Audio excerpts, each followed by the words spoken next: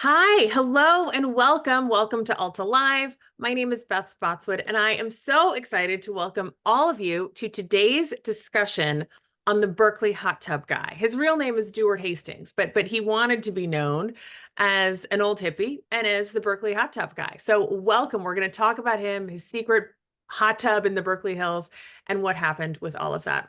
Um, we're going to talk about that with Bethany Kaylor. Bethany wrote about the Berkeley hot tub guy for Alta's current issue.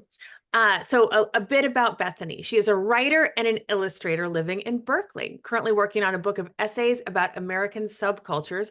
Bethany also makes dog calendars every year, which you absolutely must check out.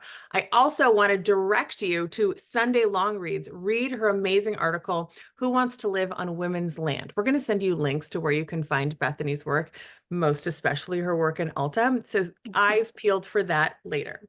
Some brief housekeeping before we dive in to the Berkeley hot tub. Alta Live is the digital interview series we do here at Alta Journal. We take stories from our magazine or our website and dive a little deeper. Sometimes we interview the subjects of the story. Sometimes it's the illustrator or the author. It's like our own little late night talk show in the middle of the day. If you are unfamiliar with our magazine, we are an award-winning quarterly magazine and website focused on California and the West.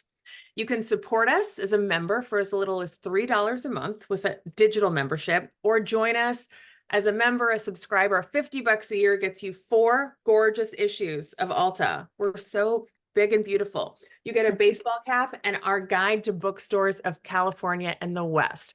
If you like the work we do here, if you enjoy our California book club, in fact, tomorrow night we're hosting Venita Blackburn. If you like our free Alta Live every Wednesday series, events we do all over the state, I hope you will check us out at altaonline.com and consider joining us as a member. There is a Q&A button at the bottom of the screen to ask questions for Bethany. She and I will chat for about 30 minutes and get to as many of your questions as we can. This interview will be posted and recorded to altaonline.com later this afternoon. Tons of people ask, I can't make your lunch meeting. Where can I watch this? You can always watch this at altaonline.com/events. We've got hundreds of all of our archives in there. So check it out. You will absolutely find this video later this evening. There is also a chat section. Hi to Ed in East LA, Dina and Azusa, Dan in Santa Rosa. It's so great to see where folks are zooming in from. I am in Novato, California. Bethany, you're in Berkeley, presumably. Yeah, I'm in South Berkeley, actually blocks away from where the hot tub guy lived. Oh, good. We've got someone chiming in from Berkeley also. Okay, fantastic. So for those that haven't had a chance to read your article yet, can you give us a rundown on who is the Berkeley hot tub guy and what happened? Okay, yeah, definitely. So the Berkeley hot tub guy is a deceased man whose name is Deward Hastings. He ran this secret hot tub in his backyard and on his Berkeley property from 1975 until 2022 when he died.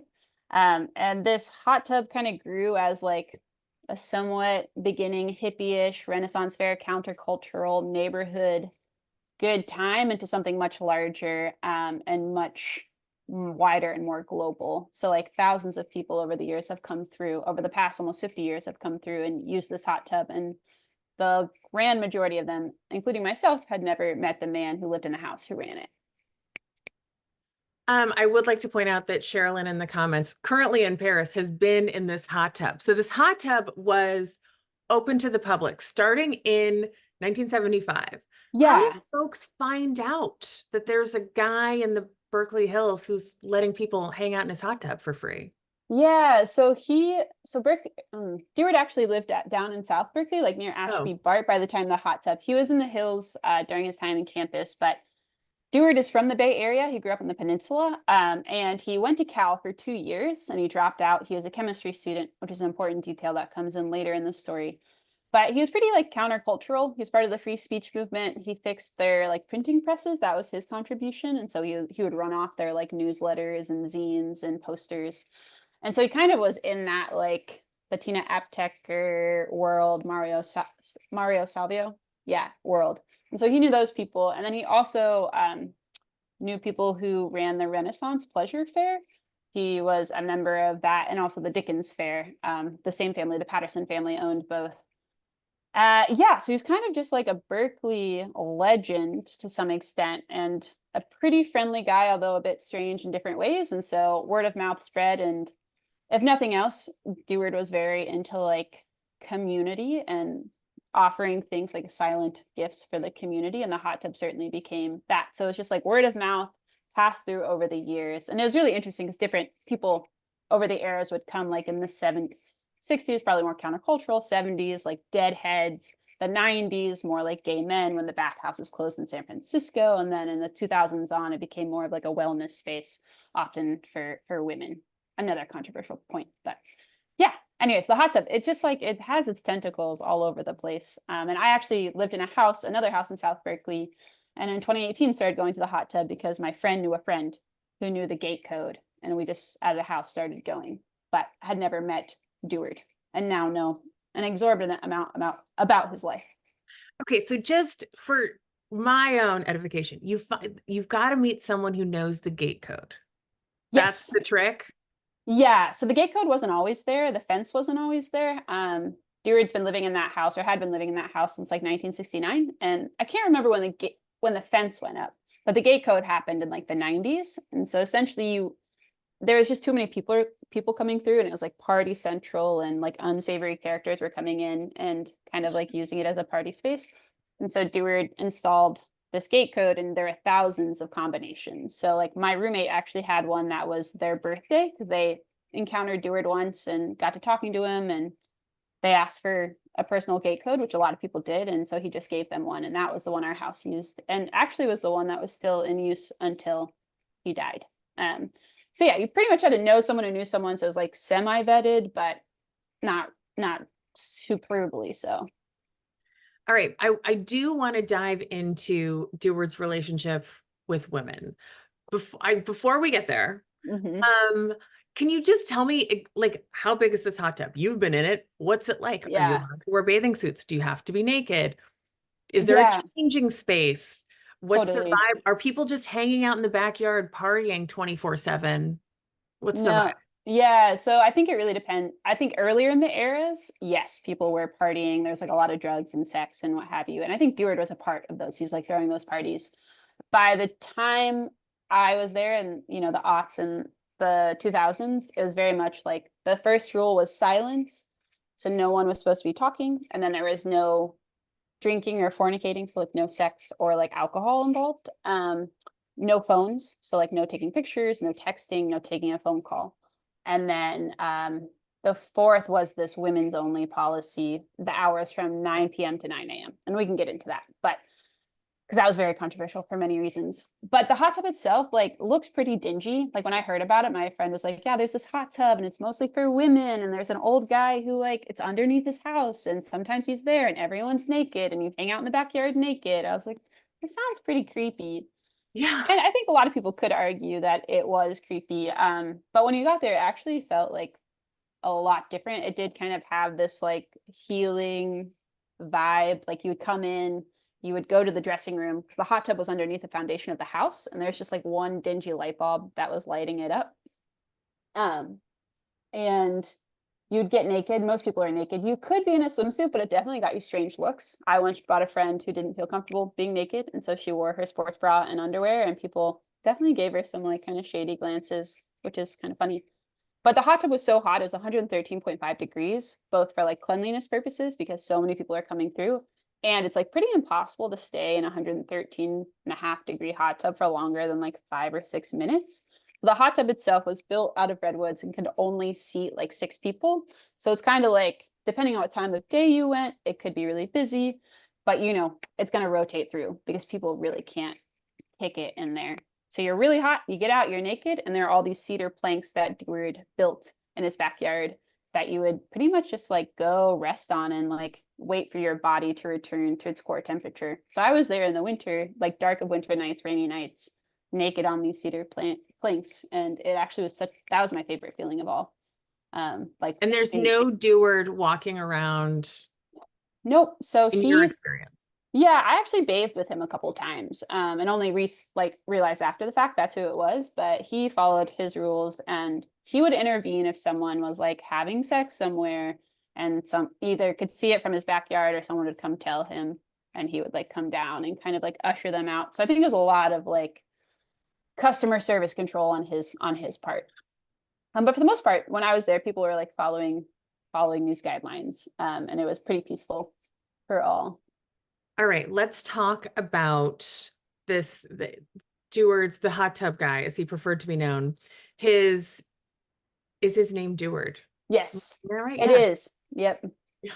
Um, he had a complicated relationship, I think, with women. My take on this, and I think that we were kind of talking about this via email before.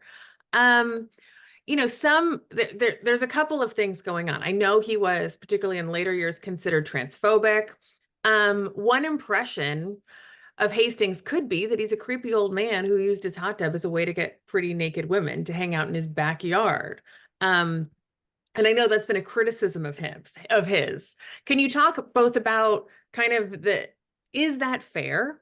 And why was he accused of being transphobic? Yeah. I'll take the second question first, the Okay. transphobia piece. I think the blatant truth is that Deward was transphobic, and the fact that like for this women's only hours from 9 p.m. to 9 a.m., like it's pretty much for only cisgender women. And so there had been an issue in Deward's mind that trans women were coming during that time. And so he posted this dictionary definition of a woman, which was like very bioessentialist. Like a woman is someone who's born with a vulva and has like X chromosomes. He posted this.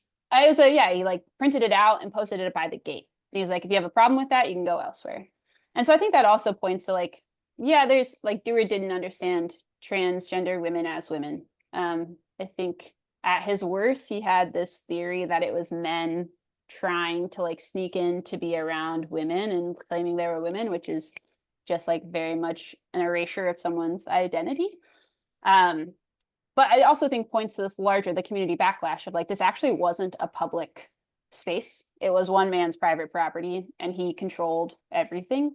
So on the one hand, it was very generous. And on the other hand, like there was no like board of supervisors. It was like his way or the highway. And so he was a pretty stubborn dude. And I think especially in the backlash from the queer community and from allies of him being transphobic, he kind of doubled down of like, this is my property, I can do what I want. Which is unfortunate because I think it like shut down a lot of avenues for dialogue. And even people who were friends with Deward who very much thought that this was a really harmful view, like it was hard to get him to change his mind. So yeah, he's of a different time and he definitely considered himself like a second wave feminist, and transphobia is also very like latent within that movement as well, and within so many movements. But I think this relates to your first question of like, is it creepy that he was just or was he a creepy old guy who's trying to lure young, pretty cisgendered women in? And I actually don't think that is true. Maybe partially true in the way that we all have like our underbellies there of like our secret desires or our shadow sides. Sure. But I think Deward did consider himself like a protector of women. And that's, I think, where things get a little hairier, where there's this like the savior complex of like men can't be around these women because they will be predatory, but I will not do that. Like I am the person who controls this like safe space for women. So he had a strict rule that he never dated anyone from the tub, or from that community, you know, like he was very aware of the power dynamic. But yeah, I do think there is this like very big savior complex. And also I think I can't remember the word for when someone hates men, but I do think Deward had a lot of shame for being a man, actually. Really? Yeah. And listening to his interviews and then people talk about him, like I think he really did not like men. He thought men were like gross and like ultimately not generally very good people, or like I think masculinity maybe is a better term. So there are only a few men in all of the years who had a gate code. It was pretty much reserved for women and I guess like cisgendered women. Yeah, And but men were allowed, at least at some point in the kind of 30 years that he was running this, or 40 years, totally. Yeah. between 9 a.m. and 9 p.m. And then in the like night, dark hours, it was just Yeah, cisgender women. exactly. And so he also had there's like a little, he printed out a little Word document that he posted on his bulletin board in the changing area that was like, here are the rules: silence, no sex or drinking or phones. Also, men are allowed, but the ratio I think was supposed to be like 1 to 2, one man to 2 women. And also, in his words, like kept on a short leash. Um, so yeah, I think he was just like, men around naked young women, things get hairy. But he also kind of excluded himself, it seemed, from that analysis to some extent.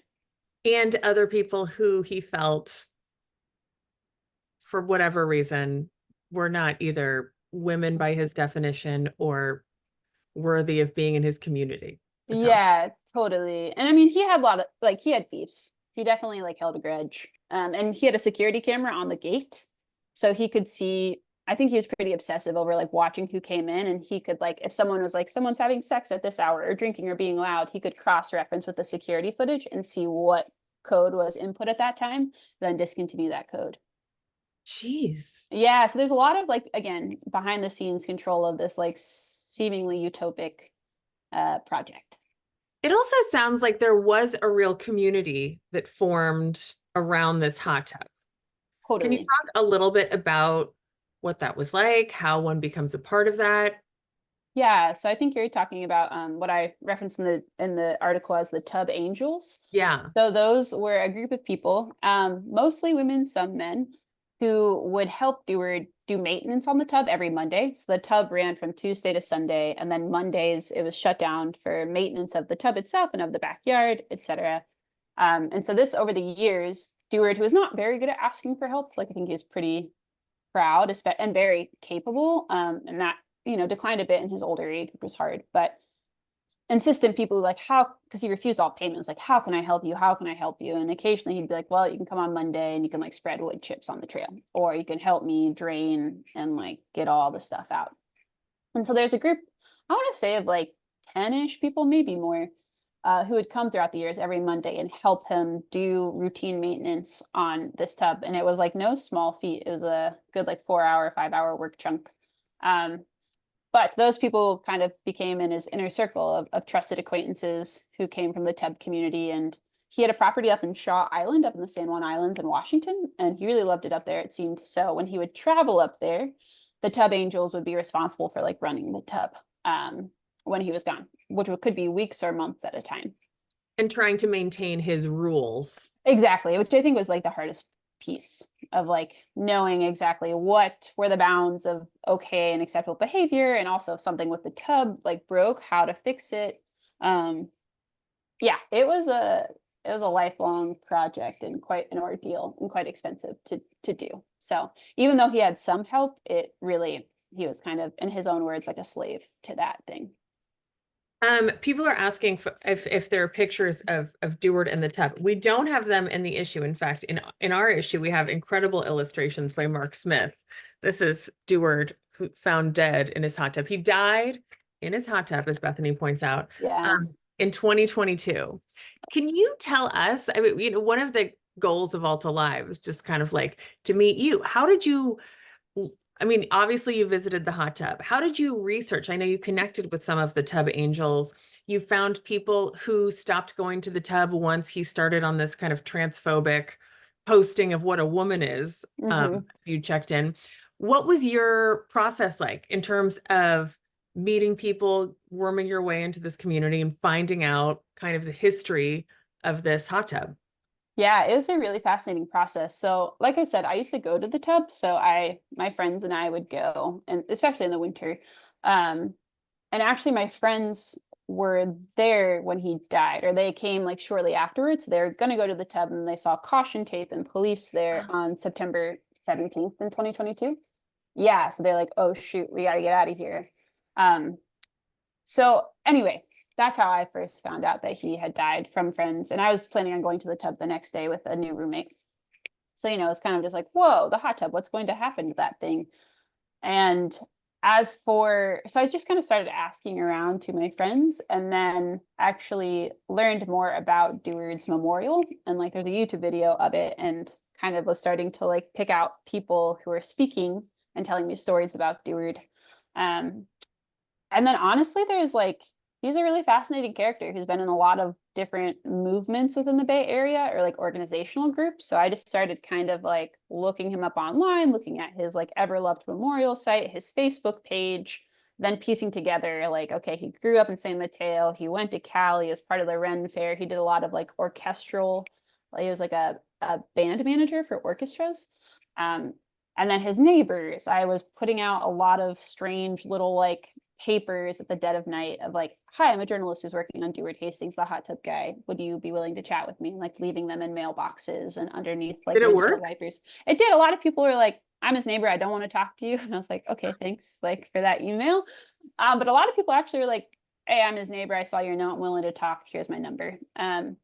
And so a lot of it also is kind of like a, not a whisper network, but like people, I essentially would vet me and then be like, you know, who you should really talk to is this person. And then other people be like, you know, you should never talk to is this person, which is just as helpful information because Deward was a bit of a polarizing figure. And so he kind of had a lot of like, yeah, like I said, grudges. And so people had really hot takes on him kind of across the board. You spoke with both ends of that spectrum for your Yeah, article. exactly. And the biggest thing I think I found in interviewing all these people is one, processing the loss of someone who is beloved by many, and two, like everyone kind of had their own version of Deward in their head and their own like kind of hero story of him or a villainous story of him. And it was interesting to start to like collect all of these perspectives and try to get at the truth of what was actually happening. And it was also ultimately, I think this whole piece is just like the humility of never fully knowing another human being and never being able to say for certain what their motivation was or what their desires or fears were. But the way that we kind of concoct these stories after someone dies and like make mythologies out of them or like create legends, which I do think Deward really slots in very well as like the Berkeley hot tub guy who is known by thousands of people across the world, but I think actually personally known by very few. Mm. One of the kind of paths you went down in your article was trying to find out how the hell he paid for all of this. He had Yeah. numerous properties. He ran this hot tub. He did not appear to have a job. There are hints that he was involved in the Yeah. making and selling of drugs. What did you find out? Yeah, so that was actually where the story took a turning point. So I was talking to all these people. I was just trying to understand, like, what's this guy like? Why would he do this? And this question that kept coming up against was like, how did he pay for this? Like, I live in a house with two other roommates. I actually take a lot of baths and I like see our water and energy bill. And I'm like, this is kind of wild that he's running a tub at 113 and a half degrees for 6 days a week, 24 hours a day for almost 50 years and has no steady income. And no one, actually, people are like, oh, I don't know. Or like, oh, I think he has family money or he got rich in Silicon Valley. Like, no one had a definite answer until someone did. And they're like, I know he got his money. He essentially, when he was younger in the 60s, made a lot of methacrylone, so quaaludes out in the desert. And that was like, wait, what? And that started a whole different kind of investigation into like, okay, what is methacrylone? So what is quaaludes? How does one make quaaludes? When was the heyday of quaaludes? He was at Cal and a chemistry student. Actually, a fair amount of chemistry students in that era like broke bad from Cal and were part of the counterculture. And so I was like, was he among that cohort? Like, there's a lot of kind of wild paths I went down. And ultimately, I believe that he did make his fortune, whatever that number was, probably a couple $1 million. Yeah, essentially synthesizing methacrylone and selling it. There were these like super labs that I think like employed kind of young chemists or maybe similar a la Breaking Bad. But also, I think if you had the right glassware, what he did, or that sources have told me, is that he would go hike out into the desert onto public BLM land, so Bureau of Land Management land, set up like a lab, make the quaaludes, deconstruct and hike out. And so I imagine he was just selling this to whomever was going to distribute it. Yeah, so it was like a really wild journey. But I did submit a FOIA request to the DEA, yeah, and they had no record of him.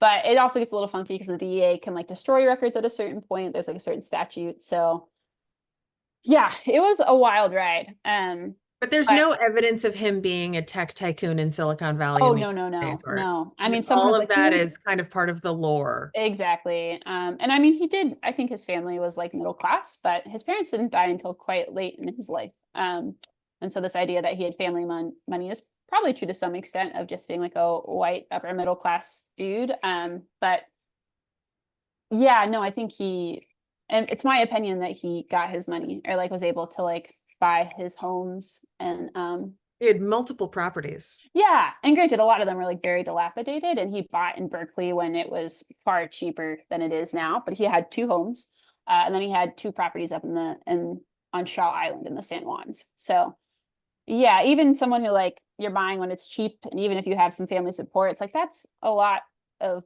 taxes to pay without having a job. So yeah, so that's my opinion that he did. Yeah, that is. I'm doing Yeah, the math. yeah, exactly, That's a exactly. lot of Quaaludes to sell. Um, Yeah. I'm before we get to audience questions, as we kind of wrap up our section of the interview, can you tell us, is there anything in your research about this that didn't make the article, that Alta chopped out of there that you want us to know?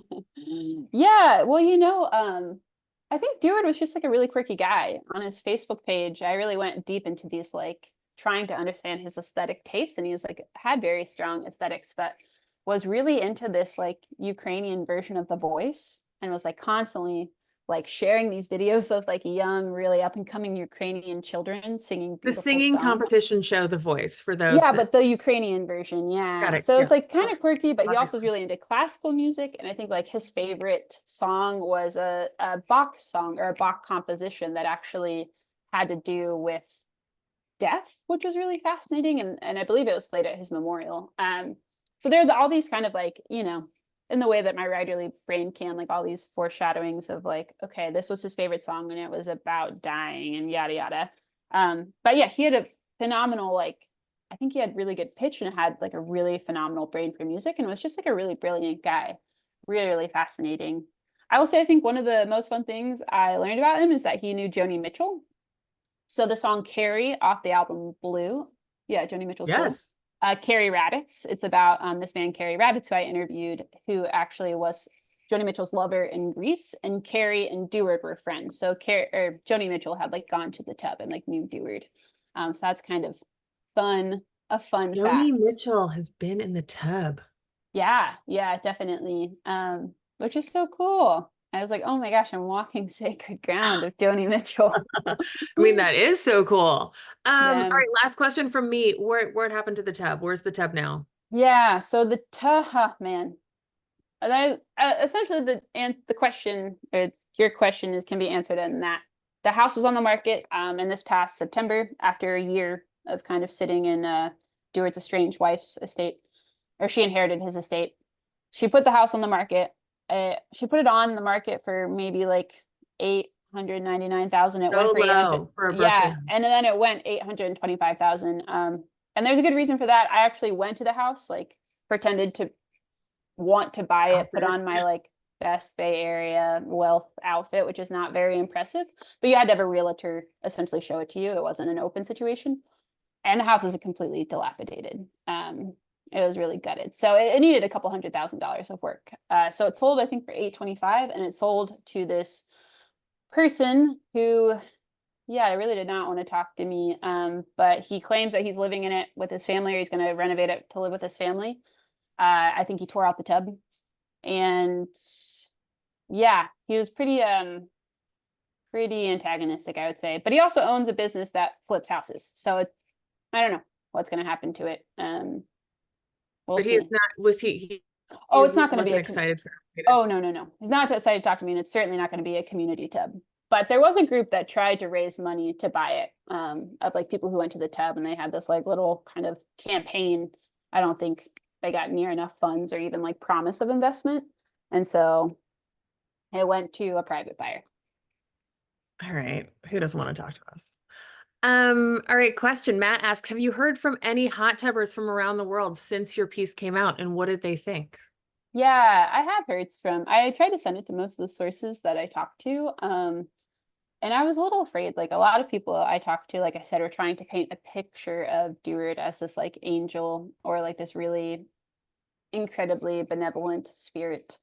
And some others were also like this guy, is villainous. But I think most people actually were like, wow, I didn't realize he was so complex, right? I had no idea. And so this person that many thought they knew so well, it gave them different insights. I've actually been like pleasantly surprised that no one has come back of like, what the hell? You slandered my hero. Yeah, that was what I was afraid of. And Oh, really tried to walk a delicate line. all right. What Marcia, we got a bunch of questions from Marcia here. How about we dive into how did he keep it clean? It sounds like the tub angels helped with that, but it was redwood, which, according to Marcia, is perhaps less sanitary Yeah, than that's a this plastic tub or whatever oh they. yeah. So Deward was really into redwood trees. Like he had redwoods in his backyard, and really liked growing them. So he, it's a good question. I think he had to replace the tub a couple times, and he actually made his own like chemical concoction of he like wouldn't buy chemicals off shelf essentially, so he was able to like get the pH right. Um, but I think it was like a very specific technical situation to keep it clean. But I do think the temperature helped with that, from my understanding of it.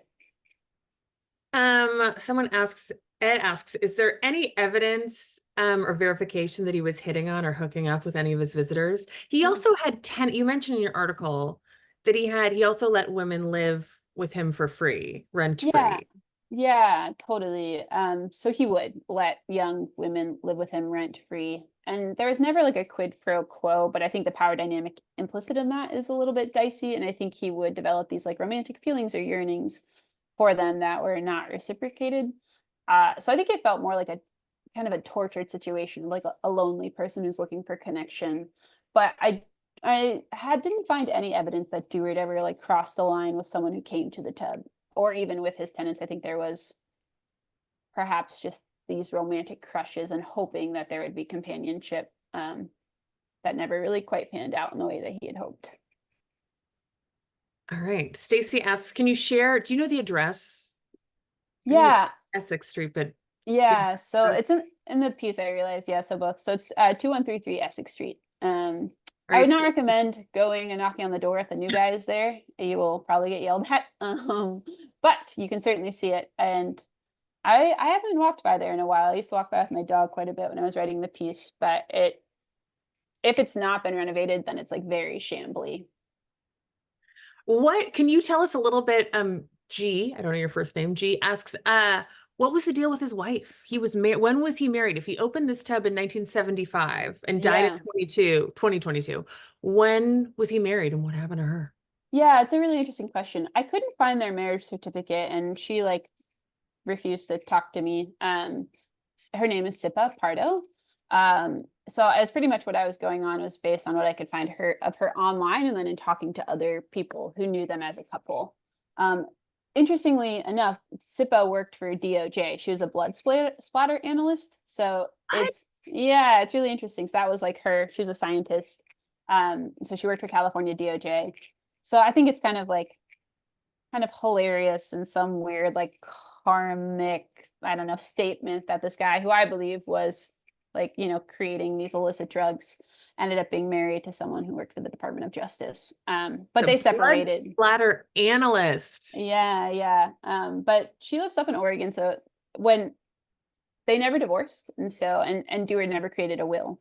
So Got when it. they split up or when they separated, well, legally, because California law, I think is 50-50, like, or even I guess they hadn't divorced. She inherited everything, and that caused a lot of drama with his tenants who were under the impression that there was going to be a rent to own situation, but Dewar never put anything in writing. So when he died, there's a lot of like, wait, what is happening with the estate? And it was actually like quite valuable of Yeah. those It's all properties. going to his estranged blood splatter analyst wife. That's right. Yeah, that's right.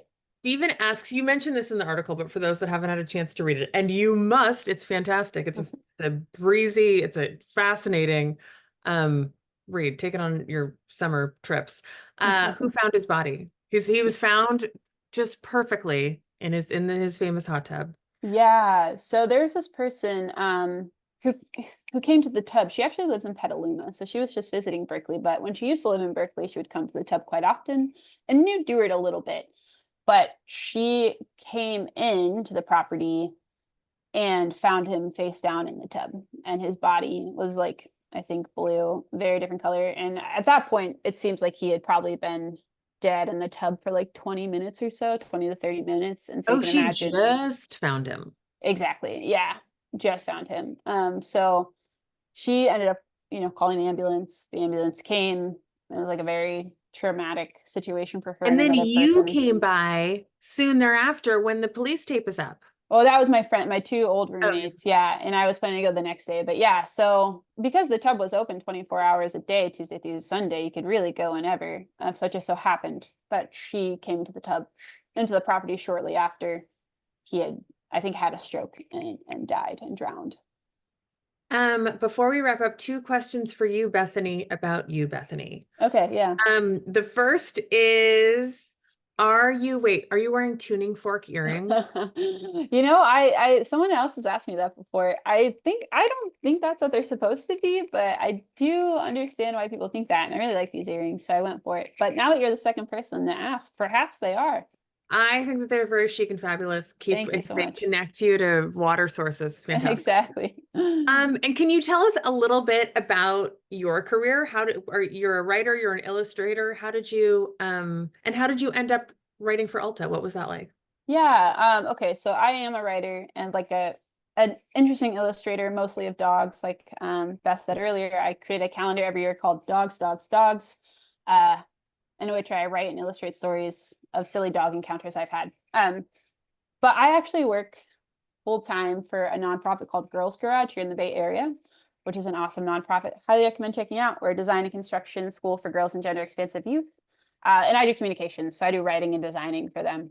However, in my off time, I do these freelance projects where I'm always kind of like pitching and trying to do long form reporting, etc. So this was I upon the first year anniversary of Deward's death, I got to thinking about the tub and I was like, I wonder what happened with that. And so I pitched the story to Alta just kind of as like a profile piece, or not a fluff piece necessarily, but something that would like fit into like quirky Berkeley, etc., berserkly. And then it turned out to be like much more complex and darker than I could have imagined and more illuminating.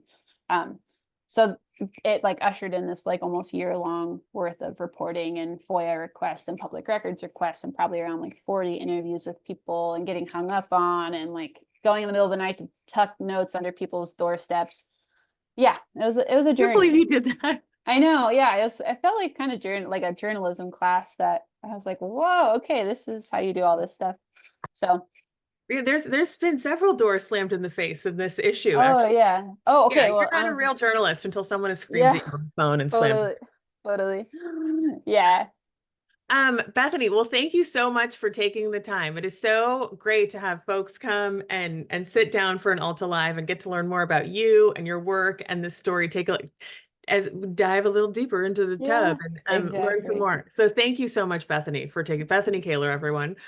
Thank you Um, so much. Of course, and join us next week. We are going to talk to Wonder Hussy. Her name is Sarah Jane Woodall, but she is better known to her legions of fans as Wonder Hussy, and she is a travel logger on YouTube. She explores the Wild West, and we're going to meet with her next Wednesday, July 31st, right here at Alta Live at 12:30.